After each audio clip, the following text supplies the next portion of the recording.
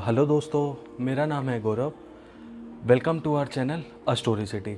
तो आज का हमारा टॉपिक है कि how to become a writer. आप एक अच्छे राइटर कैसे बन सकते हैं। और आप script writing, content writing, writing बहुत तरीके की होती है, इतने शायद मुझे भी नहीं पता। तो आप एक अच्छे राइटर कैसे बन सकते हैं, आप अच्छे मतलब लिखना शुरू कर सकते हैं आप। तो ये आज इसके बारे में हम लोग बातें करने वाले हैं। आप स्टोरी टेलिंग कैसे कर सकते हैं, आप ओपन माइक में कैसे जा सकते हैं, आप कैसे कौन से प्लेटफॉर्म पे परफॉर्म कर सकते हैं, इसके बारे में मैं आप सबको आने वाली वीडियोस में बताता रहूँगा। तो कोई प्लेटफॉर्म की जानकारी होगी तो भी मैं आपको बताता रहूँगा, ओपन माइक की होगी तो भी मैं आपको बताता रहूँगा। तो चलिए वीडियो शुरू करते हैं। तो आज की वीडियो में मैं आप सबको ये बताने वाला हूँ कि 5 ऐसे स्टेप जिन्हें फॉलो करके आप एक अच्छे राइटर बन सकते हैं, और एक ऐसा स्टेप जिसे बिल्कुल भी फॉलो मत करना। वो स्टेप तो नहीं है, लेकिन वो एक ऐसी आदत है जिसे हमने बिल्कुल भी नहीं बदलनी है। वो आदत हमने वैसे ही रहने देनी है ताकि हम एक अच्छे राइटर बन सकें। तो सबसे पहला स्टेप है बी ए गुड लिसनर। तो सबसे पहला स्टेप है guys, B a good listener. आप एक अच्छे लिसनर बनो। एक अच्छे राइटर बनने से पहले, एक अच्छे पोएट बनने से पहले, एक अच्छे स्टोरी टेलर बनने से पहले, सबसे पहले आपको एक अच्छा लिसनर बनना पड़ेगा।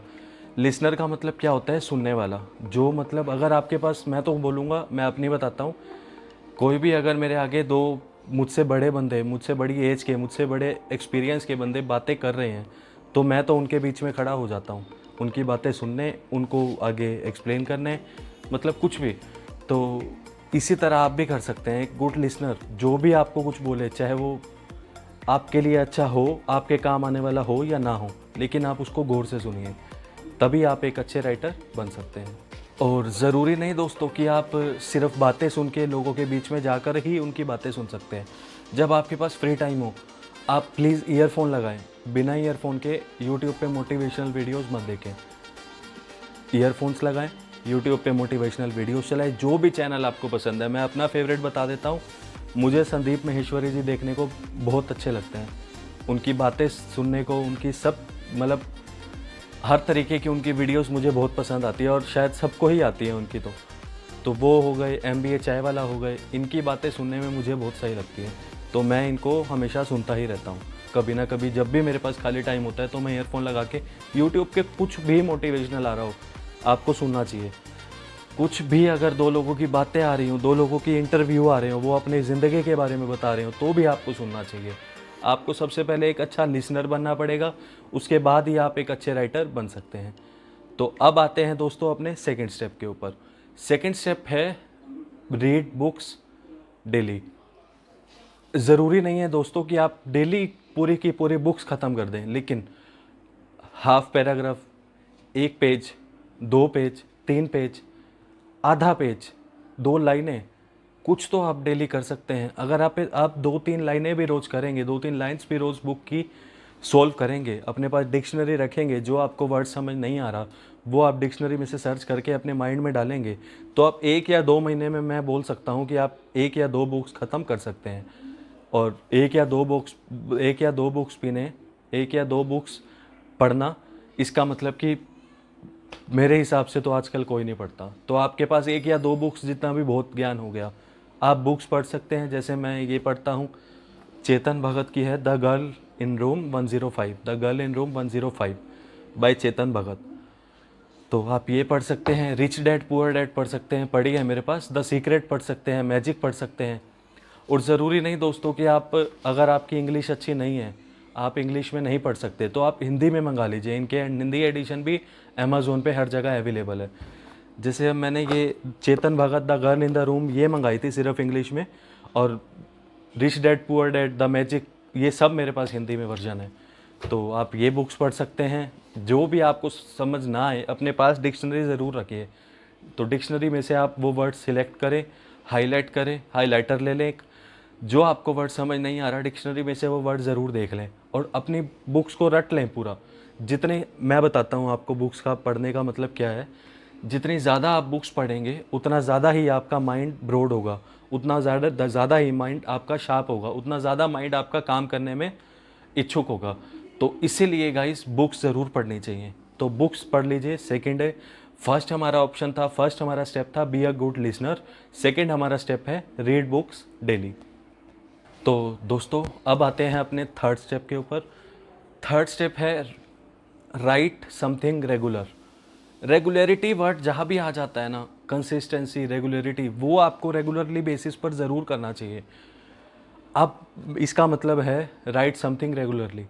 आप कुछ ना कुछ आधा page, 2 line, 1 page, 2 page, 3 page, वही बात है, ज़रूर लिखें। अपना एक नोट्स बना लीजिए। ज़रूरी नहीं कि आप, मैं तो सजेस्ट करूँगा कि डायरी पे लिखिए। मैं डायरी पे लिखता हूँ, नोट्स पे भी लिखता हूँ, लेकिन डायरी पे मुझे डायरी पे लिखने का ये बेनिफिट है कि आप लिखते लिखते आपको वो माइंड में याद हो जाती हैं चीज़ें। लेकिन नोट्स पे लिखने का कोई बेनिफिट नहीं है, मोबाइल फ़ोन के नोट्स पे लिखने का कोई बेनिफिट नहीं है, वो चीज़ें आपको याद नहीं होंगी। तो मैं तो बोलूँगा कि आप डायरी बना लीजिए एक, जिसके ऊपर आप रोज़ का कुछ लिखिए, पैराग्राफ लिखिए। मैं तो कहता हूँ जो बुक्स आप पढ़ते हो, आप माइंड से ये सोचो कि अगर इस बुक के अंदर किसी ने कुछ काम किया है या कोई कहीं जा रहा है, तो अगर वो वैसा ना होता, अगर ऐसा होता तो क्या अच्छा लगता वो। तो आप लिख सकते हैं, आप इससे बहुत आपका माइंड ब्रॉड हो सकता है। ठीक है, तो एक स्टेप ये हुआ। तो इसका मतलब है कि आपको रेगुलरली बेसिस पर कुछ लिखना है। आप एक अपना टारगेट लेके चलिए। ज़रूरी नहीं है कि 1 साल का टारगेट, 1 महीने का टारगेट, 10 दिन का टारगेट लेके चलिए। पहले दिन कुछ लिखा, दूसरे दिन कुछ लिखा, तीसरे दिन कुछ लिखा, 10 दिन तक आपने लगातार कुछ लिख लिया, तो उसके बाद आप आगे भी लिखे जा सकते हैं, आप आगे भी अपना काम चला सकते हैं। तो इससे क्या होगा, इससे भी आपका माइंड बहुत ज़्यादा ब्रॉड होगा। जो भी आपने बुक में पढ़ा है वो अगर आप लिखेंगे तो वो आपको याद भी हो सकता है, और डायरी पे लिखने से ही याद होगा, वो नोट्स पर लिखने से याद नहीं होगा। तो पहला स्टेप हमारा क्या था, be a good listener. Second step हमारा क्या था, read books daily. Third step हमारा क्या था, write something regular. Regular basis, रोज़ाना के बेसिस पर आप कुछ लिखते जाइए। उसको अपने शेड्यूल में, ज़िंदगी के शेड्यूल में ऐड कर लीजिए कि आज हमें ये लिखना है तो लिखना ही है। तो अब आते हैं अपने फोर्थ स्टेप के ऊपर। फोर्थ स्टेप है यूज़ डिक्शनरी। आप लोग एक, पहले भी बताया मैंने, आप लोग एक डिक्शनरी परचेज़ कर सकते हैं। आप उसमें से जितने भी वर्ड्स हों, जो भी आपको वर्ड समझ ना आ रहे हो, डिक्शनरी अपने पास रखिए ताकि आप उसमें वर्ड सिलेक्ट करें। और हमें एक और आपको बेनिफिट बताता हूँ मैं डिक्शनरी का। डिक्शनरी में क्या होता है, आपको हर वर्ड के सिनोनियम का पता चलता है कि कुछ भी वर्ड आपको अच्छा नहीं लग रहा तो उसका सिनोनियम क्या निकालेगा। क्या पता वो आपको वर्ड अच्छा लगे, क्या पता उसका सिनोनियम ऐसा हो, क्या पता कि हिंदी में अच्छा नहीं लग रहा, इंग्लिश में उसी का मतलब अच्छा लगे। तो एक डिक्शनरी तो आप परचेज़ कर ही लीजिए, और बुक्स पढ़ते हुए भी डिक्शनरी का बहुत ज़्यादा यूज़फुल है। डिक्शनरी आपके बहुत ज़्यादा काम आ सकती है। तो एक डिक्शनरी, ठीक है। फोर्थ स्टेप हमारा ख़त्म होता है यहीं पे, यूज़ डिक्शनरी। आप एक डिक्शनरी परचेज़ आज ही कर लीजिए। बुक्स रीड करें, डिक्शनरी परचेज़ करें, यूट्यूब पर मोटिवेशनल वीडियोस देखें।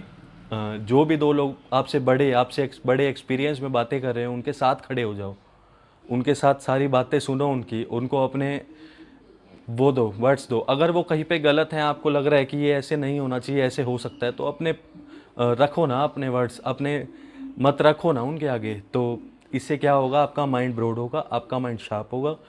ठीक है, तो फोर्थ था पड़ा यूज डिक्शनरी। अब आते हैं अपने फिफ्थ स्टेप के। तो अपना फिफ्थ स्टेप है अप्लाई प्रैक्टिकली। ये तो आपको पता ही है, मैं शुरू से बोलता आ रहा हूँ, practical, regularity basis, continuous basis, ये अप्लाई करना ही है। तो अप्लाई प्रैक्टिकली के अंदर आप कैसे यूज़ कर सकते हैं।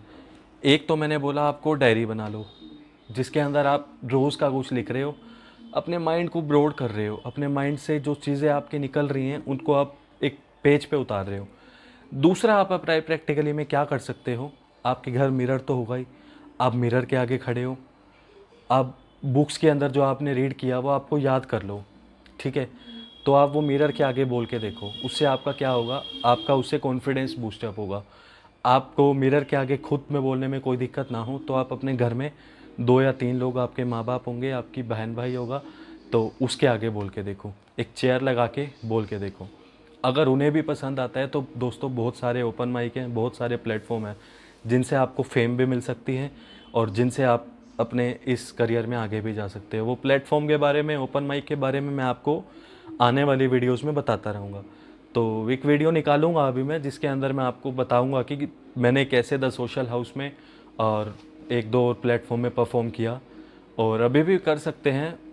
लेकिन इसमें क्या होता है दोस्तों, स्टार्टिंग में आपको चार्ज बियर करना पड़ता है, तो वो उसकी मैं डिटेल आपको दूसरी वीडियो में जो मेन बनाऊंगा उसमें आपके साथ सारी शेयर करूंगा। तो ठीक है दोस्तों, अप्लाई प्रैक्टिकली। और दूसरा तीसरा, फर्स्ट तो था कि डायरी के ऊपर नोट डाउन कर सकते हो। सेकंड था कि मिरर के आगे आप खड़े होके पूरी एक्सप्लेन खुद को जो भी आपने सीखा वो याद कर सकते हो। अब थर्ड सबसे मेन स्टेप, आजकल यूट्यूब बहुत ज़्यादा चल रहा है, यूट्यूब बहुत ज़्यादा लोग देखते हैं। ज़रूरी नहीं है दोस्तों कि आप आप फेम के लिए या आप पैसे के लिए ही यूट्यूब पे आए। खुद का पैशन भी कोई चीज़ होता है। जैसे मैं अपने पैशन के लिए आया हूँ यूट्यूब पे, मुझे मेरा बहुत अच्छा काम है। तो मैं आपको आने वाली इंट्रोडक्शन वाली वीडियो में इसके बारे में बताऊंगा, मैं कौन हूँ, मैं कहाँ से हूँ, मैं क्या करता हूँ। मेरा काम सही चल रहा है दोस्तों, मुझे खाना पीना सब उसमें हो जाता है। तो लेकिन आप बोलते हैं ना कि किक नहीं थी, उस काम में मुझे किक नहीं मिलती थी। लेकिन जब से मैंने यूट्यूब पे वीडियो बनानी शुरू की, वीडियोस दोस्तों मैं 3 साल से बना रहा हूँ यूट्यूब पे, लेकिन किसी रीज़न की वजह से वो चैनल मेरा बंद हो गया था। उस चैनल से मुझे डिलीट करना पड़ा सब कुछ। तो अभी मैंने 1 वीक और 10 दिन पहले एक नया चैनल ओपन किया, स्टोरी सिटी। तो उस पे मैंने स्टोरीज़ डालनी शुरू करी और ये व्लॉग सिटी चैनल ओपन किया जिस पे मैंने व्लॉग्स डालने शुरू किए।